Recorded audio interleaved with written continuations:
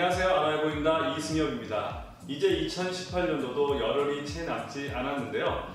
이맘때쯤이면 자주 듣게 되는 단어 중 하나가 연말정산이 아닌가 생각이 됩니다. 대한민국 근로자라면 누구나 반드시 거쳐가야 할 과정인데요. 연말정산을 13월의 보너스라고 얘기도 하고, 누구는 세금 폭탄, 또 누구는 웃음 폭탄이라고도 얘기합니다.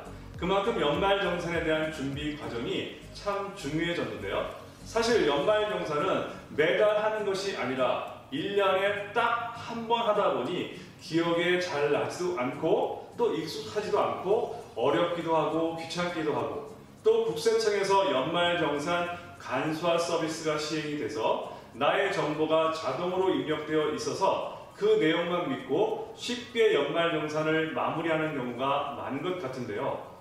의외로 많은 내용들이 자동 조회가 되지 않고 있어서 많은 혜택을 놓치고 계시는 분들이 적지 않은 것 같습니다.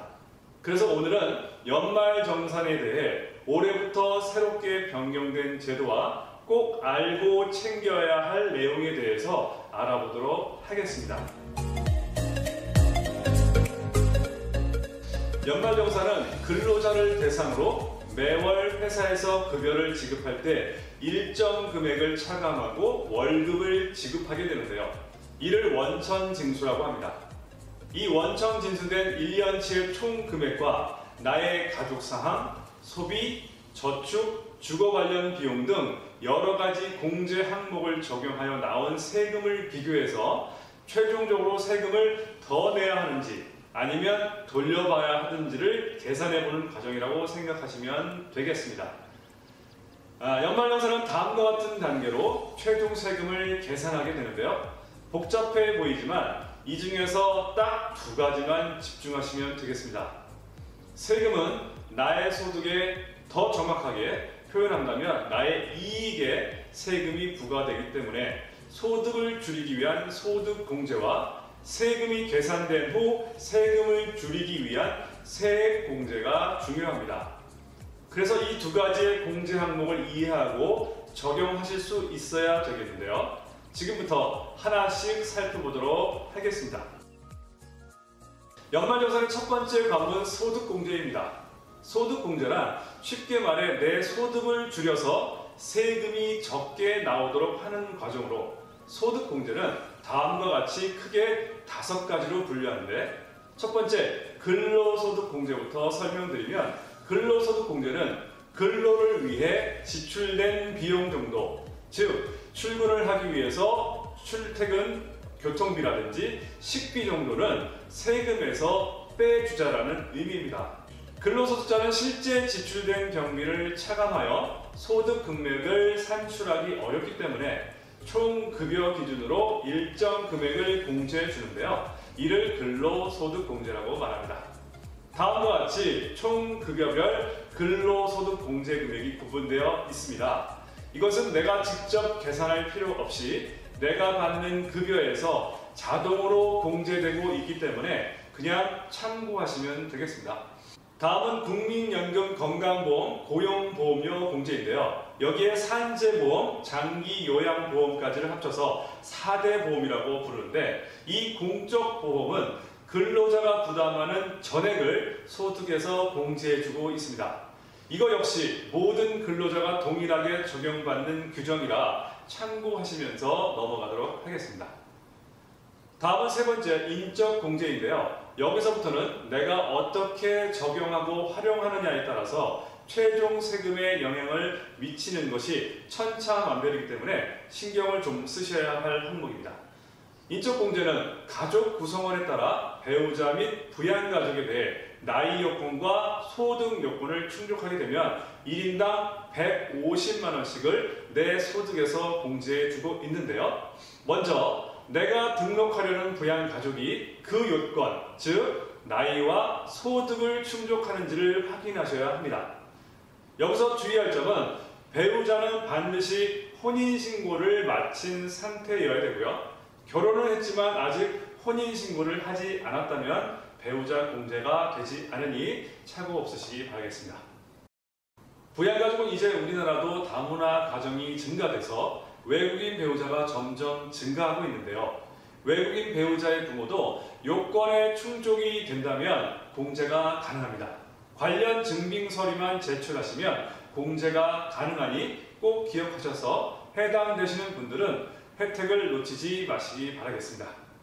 혹시 올해 부모님이 사망을 하셨어도 당해년도에 한해 직계 존속 공제를 받으실 수 있다는 점도 알아두시면 좋겠습니다.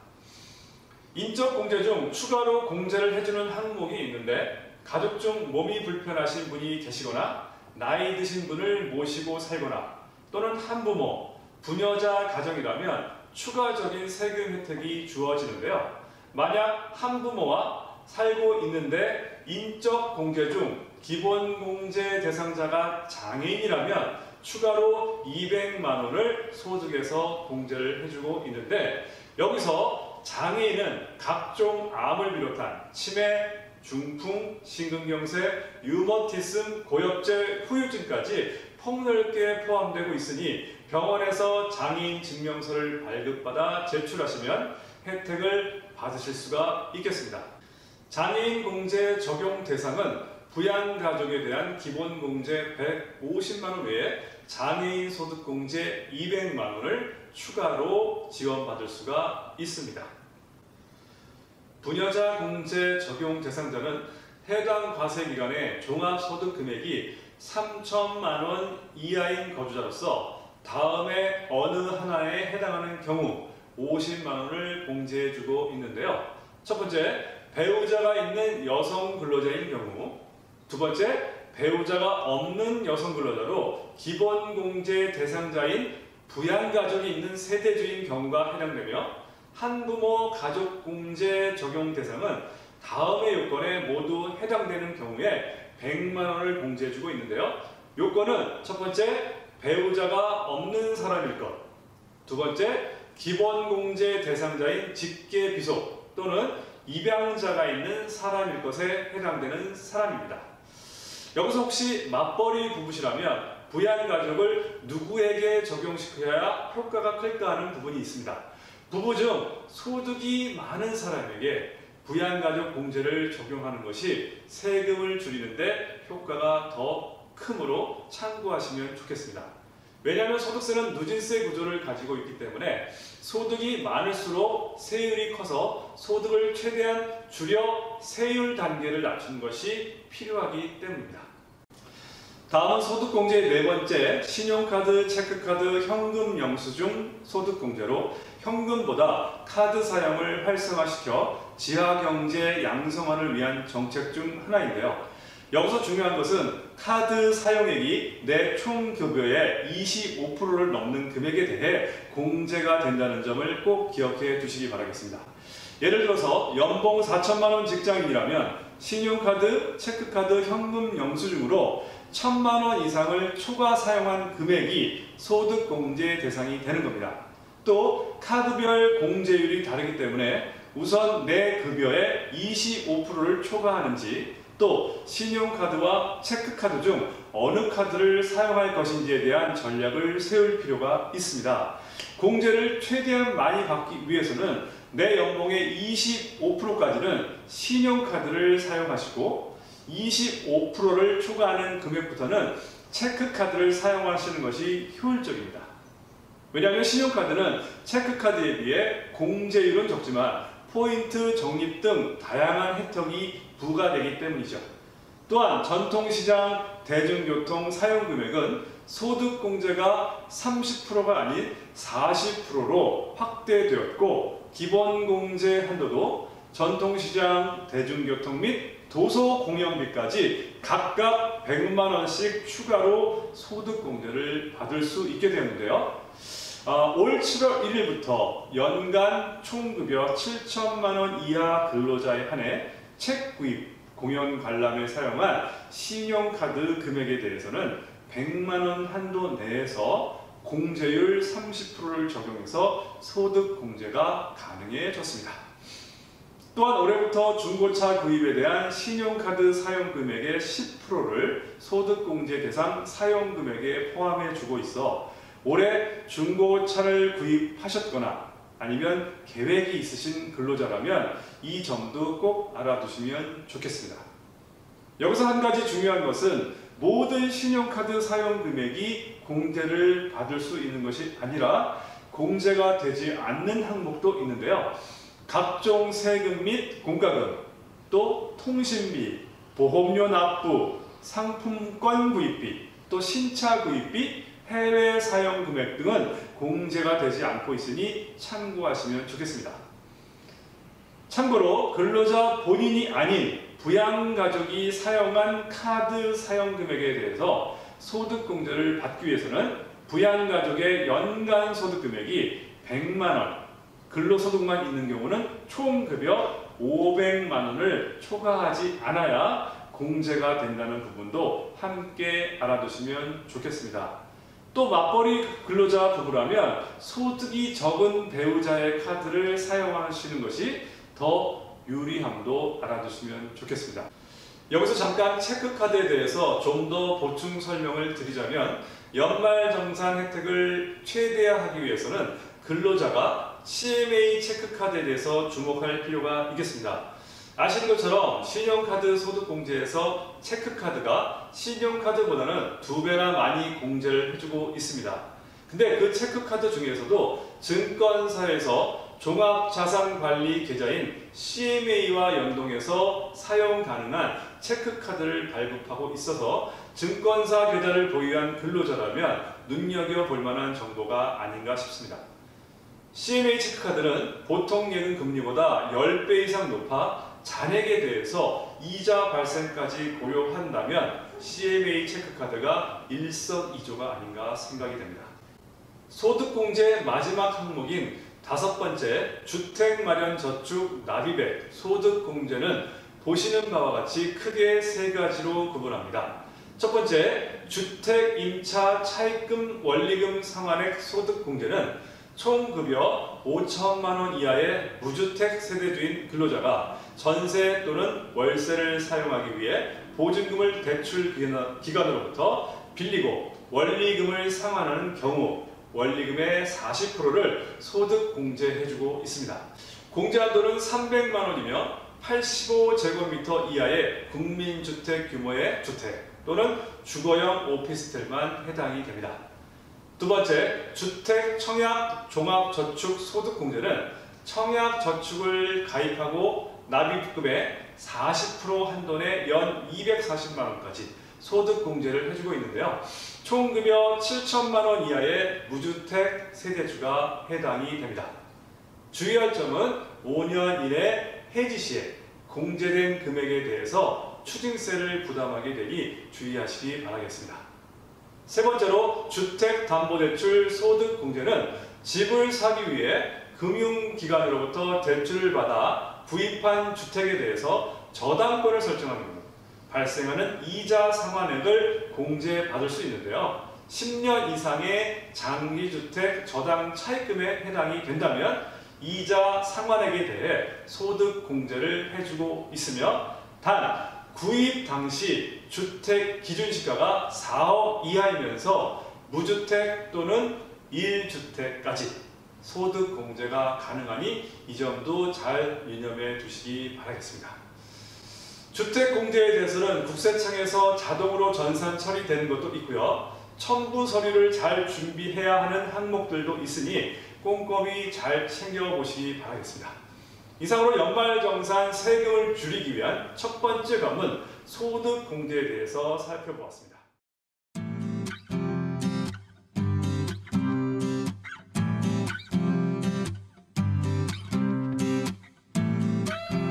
다음은 세금을 줄이기 위한 두 번째 관문 세액공제에 대해서 알아보도록 하겠습니다. 세액공제는 크게 8가지로 구분하는데 첫 번째 근로소득 세액공제는 모든 근로자에게 적용하는 부분으로 2가지의 기준이 있는데 산출세액과 총급여입니다. 산출세액의 기준은 130만 원입니다. 여기서 첫 번째 기준만 봤을 때는 산출세액이 높을수록 공제받는 금액도 많은 것처럼 보이지만 두 번째 기준을 보시면 세액공제 한도가 정해져 있어 근로소득으로 최대한 받을 수 있는 공제 한도는 최고 74만 원입니다. 결국 근로소득세액공제는 총급여가 높아질수록 공제 한도는 줄어드는 구조입니다. 이 근로소득 세액 공제는 연봉이 정해지면 이에 따라 산출세액이 결정되고 산출세액에 따라 근로소득 세액 공제도 자동으로 결정된다는 개념만 이해하시면 되겠습니다. 두 번째, 자녀 세액 공제입니다. 자녀에 관해서는 소득공제 항목에서 먼저 인적 공제로 한번 공제를 해 주었지만 세액 공제 항목에서도 자녀 세액 공제로 공제를 해 주고 있는데요. 이 중에서 6세 이하 자녀 세액 공제는 올해부터 아동수당 지급에 따라 폐지가 되었고요. 출산 입양에 대한 세제 지원이 확대되었으며 난임 시술비에 대해서도 의료비 세액 공제가 15%가 아닌 20%로 확대되었습니다. 월세 세액 공제는 조건이 다소 까다로운데요. 총급여 7천만 원 이하이면서 무주택 세대 중에 하나고 85제곱미터 이하의 국민주택 규모를 가진 경우로 이 세 가지가 동시 충족해야만 세액 공제가 됩니다. 올해부터는 배우자가 월세 계약을 해도 공제가 가능해져 조건만 충족이 된다면 750만 원 한도 내에서 월세 지급액의 10%인 75만 원까지 세액 공제 혜택이 부여됩니다. 여기서 주의할 점은 임대차 계약서 주소와 주민등록 등본상 주소가 일치해야 하니 이 부분을 꼭 기억해 두시기 바라겠습니다. 증빙서류는 근로자의 주민등록 등본, 본인 명의 임대차 계약서 사본, 월세를 입금한 입금 증빙 서류가 필요하니 꼭 챙겨보시기 바라겠습니다. 월세는 집주인의 동의가 없어도 제출이 가능하니 월세를 살고 계시는 근로자라면 알아두시기 바라겠습니다. 여기서 총급여 7천만 원 이하가 아닌 7천만 원 이상의 근로자가 만약에 월세를 지급한다면 월세 세액 공제는 받지 못하지만 홈택스를 통해 현금 영수증을 발급받아 현금 영수증 공제 항목에서 세제 혜택을 받으실 수가 있습니다. 다음은 보장성 보험료 세액 공제로 연 100만 원의 보장성 보험료에 대해서 12%를 세액 공제해주고 있는데 소득이 없는 배우자의 보장성 보험도 합산해서 세액 공제가 가능한데요. 보험 계약자는 근로자 본인이거나 연소득 100만 원 이하의 가족이어야 세액 공제가 가능합니다. 다음은 의료비 세액 공제로 가장 많이 놓치는 부분이기도 한데요. 먼저 조건을 보시면 연봉의 3%가 넘는 의료비가 있어야 공제가 가능하고 초과 금액의 15%를 700만 원 한도 내에서 세액 공제를 해주고 있습니다.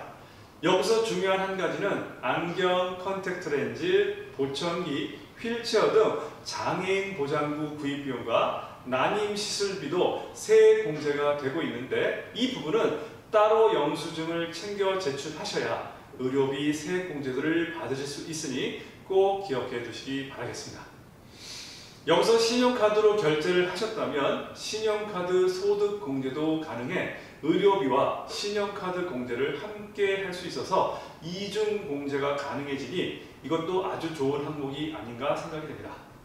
또 근로자 본인이 아닌 부양자가 사용한 의료비 세액 공제도 가능한데요. 좋은 점은 배우자를 포함해서 부양가족에 대해 소득, 연령의 제한 없이 적용된다는 점입니다.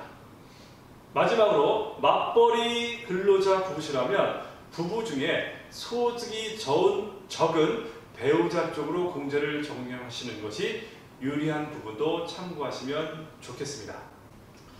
다음은 교육비 세액 공제로 근로자가 해당 과세기간에 지출한 교육비의 15%에 해당하는 금액을 공제해주고 있는데 보시는 표와 같이 영유아, 유치원생, 미취학 아동, 초중고생까지는 1인당 300만 원까지를 또 대학생은 1인당 900만 원까지 또 장애인의 특수학교에 지불하는 특수교육비는 전액을 세액 공제해주고 있는데 수업료, 입학금, 보육비용, 수강료 또 그 밖에 공과금을 합한 금액과 초중고 급식비, 학교에서 구입한 교과서 비용, 방과 후 학교 수업료가 포함이 되었고 또한 정규 수업 시간에 필요한 실기, 또 실습비도 포함이 되었습니다. 특히 올해부터는 정규 교육 과정에서의 체험학습비도 한도 내에서 30만 원까지 공제 대상에 해당이 되었습니다.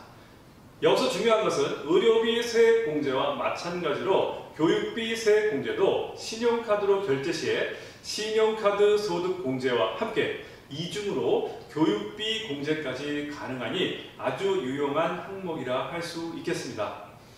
또 교복 및 체육복 구입 비용의 15%를 연간 50만 원 한도로 교육비 세액 공제를 해주고 있는데, 교복 및 체육복 구입 비용과 미취학 아동계 학원비 등은 국세청 연말정산 간소화 신청과 별도로 따로 영수증을 제출하셔야 공제가 가능하니 이 점을 잘 기억해 두시기 바라겠습니다.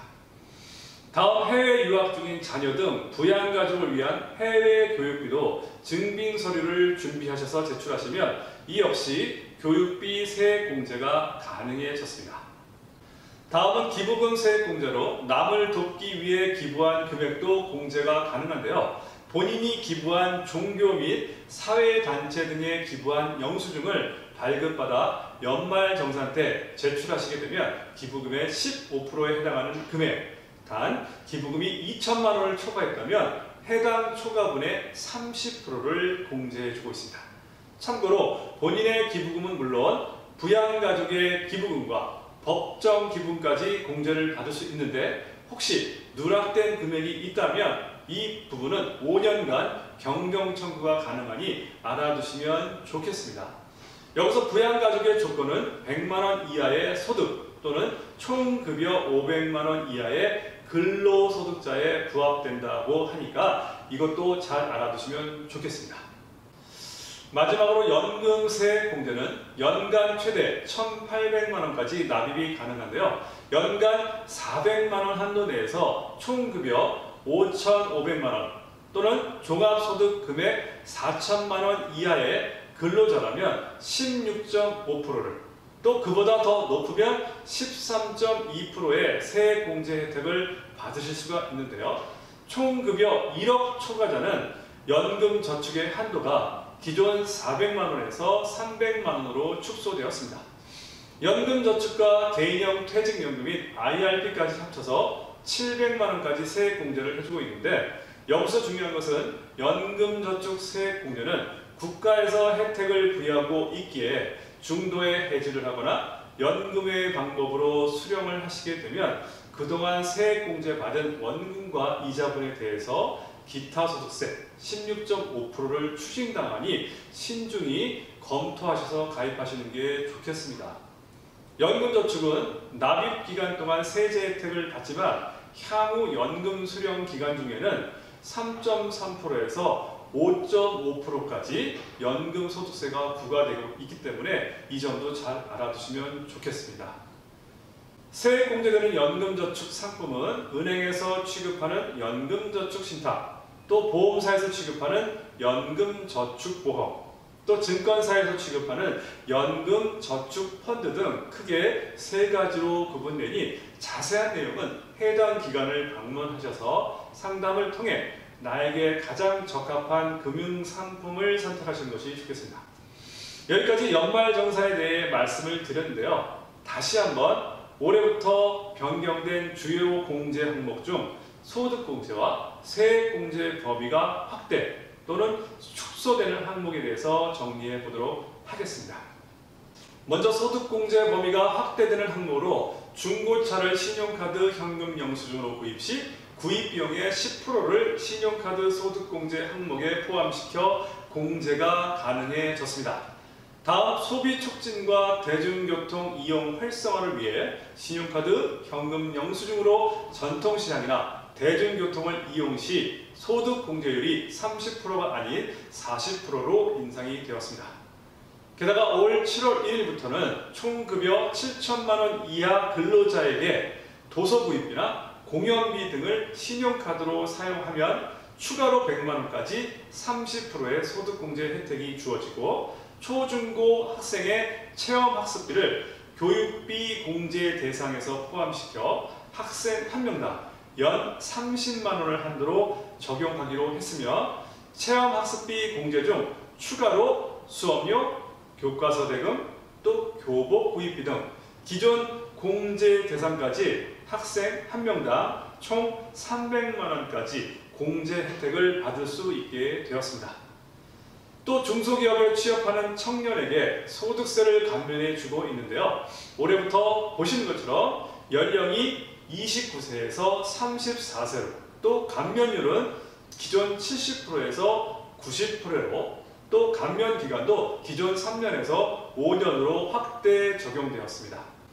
다음은 세액공제 범위가 확대되는 범위에 대해서 정리해 보겠는데요. 먼저 난임시술 지원 확대를 위해 난임시술비는 다른 의료비 세액공제인 15%보다 높은 20%의 세액공제를 적용해 주고 있습니다.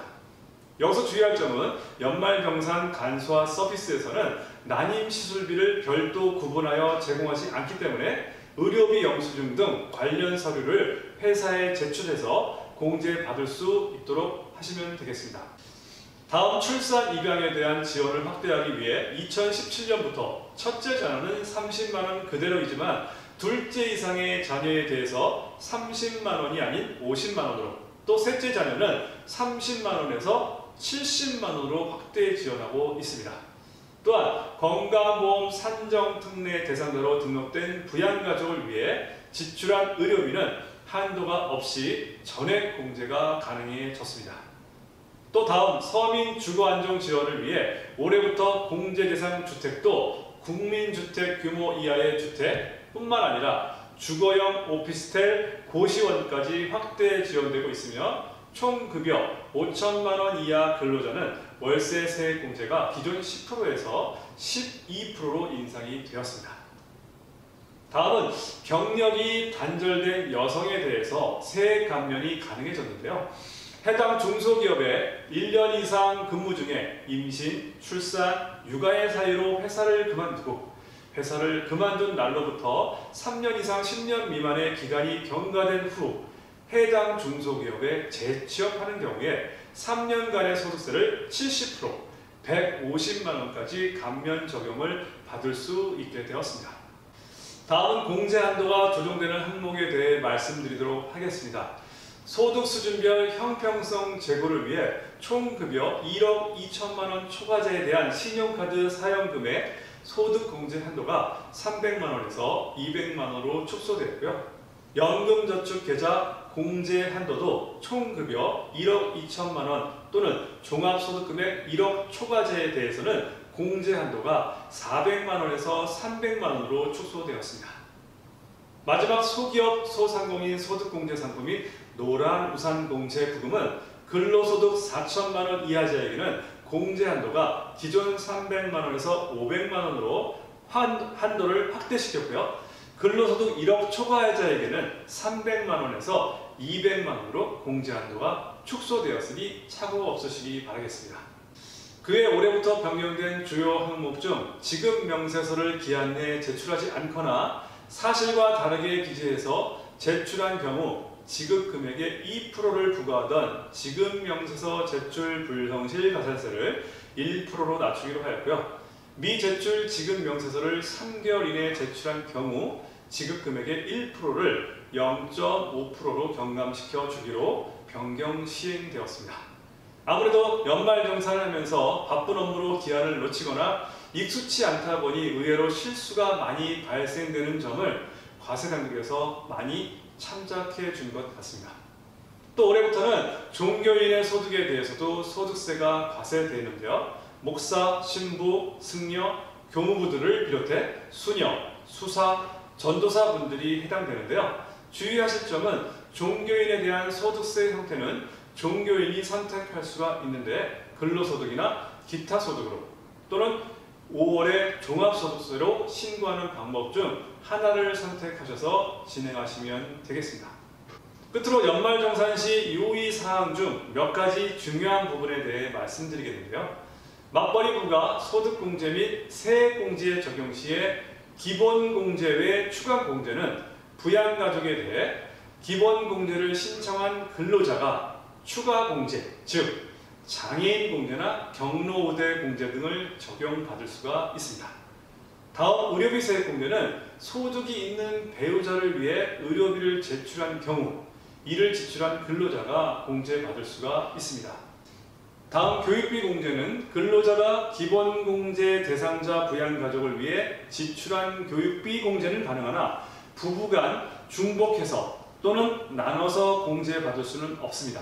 다음 기부금 공제는 배우자의 기부금을 본인이 공제받을 수는 없고요. 각각 본인의 기부금을 본인이 받으셔야 하겠습니다.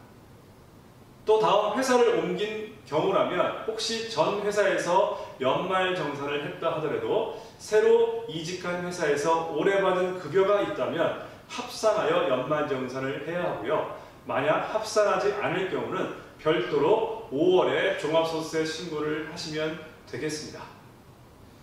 또 중도에 입사나 또 퇴사로 인해 근로기간이 중단된 근로자면 기부금이나 연금저축 계좌납입에 개인연금저축 또 소기업 소상공인 공제부금에 대해서는 근무기간에 상관없이 공제가 가능하다는 점도 알아두시면 좋겠습니다. 끝으로 연말정산 간소화 서비스 외에 추가로 서류를 준비해 제출하셔야 공제를 받을 수 있는 항목에 대해서 정리해 보았습니다. 해당되시는 분들이라면 꼭 서류를 준비하셔서 누락되는 일이 없도록 주의하시기 바랍니다. 이상으로 2018년 연말정산에 대해서 알아보았는데요. 각자 내 상황에 맞는 사항들을 잘 살펴보시고 잘 적응하셔서 13월의 보너스, 즉 세금 폭탄이 아닌 웃음 폭탄을 터뜨리시길 바라겠습니다. 이상으로 2018년 연말정산 모든 강의를 마치겠습니다. 오늘 이 내용에 도움이 되셨다면 좋아요와